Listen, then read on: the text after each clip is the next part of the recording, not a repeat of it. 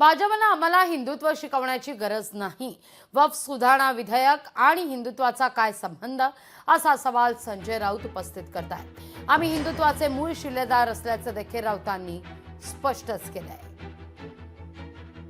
या बिलाचा संबंध जर असला सरकारने आणलेला तर वक्फ बोर्डाच्या संपत्तीवर भविष्यामध्ये कब्जा मिळवण्यासाठी काही उद्योगपतींना सोपं जावं,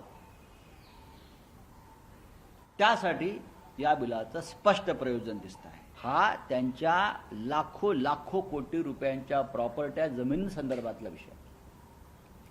त्याच्यामध्ये कोणाला तरी घुसवून भविष्यामध्ये त्या प्रॉपर्ट्या आपल्या लाडक्या उद्योगपतींना देता येतील का, त्यासाठी ही झालेली ही पायाभरणी आहे.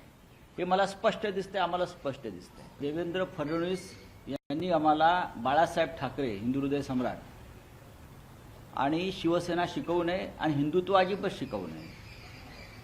भारतीय जनता पक्षाला, मी देवेंद्र फडणवीस यांचं नाव, भारतीय जनता पक्षाला मिशा फुटल्या नव्हत्या तेव्हापासून आम्ही हिंदुत्वाच्या मिशेला पेल देत फिरतो या देशामध्ये.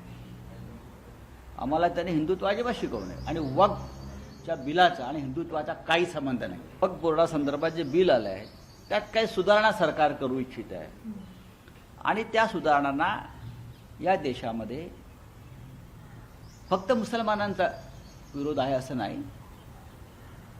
माझ्या माहितीप्रमाणे राष्ट्रीय स्वयंसेवक संघाचाही तसा पूर्ण पाठिंबा नाही या बिलाला. वक्फ बोर्डाचा सुधारणा विधेयक कशा करता आहे, तर या ठिकाणी ज्या पद्धतीने वक्फ बोर्डाने हिंदुत्ववादी लोकांवर अन्याय केला आहे, हिंदुत्ववादी नागरिकाच्या जमिनी लाटल्या आहे, अनेक धार्मिक संस्थानाच्या जमिनी लाटल्या आहे वक्फ बोर्डाने.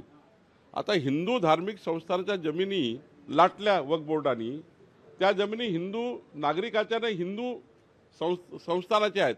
मग कसा हिंदुत्वाचा संबंध येत नाही आहे. लोकशाही मराठी ऐका, पहा, जागरूक रहा.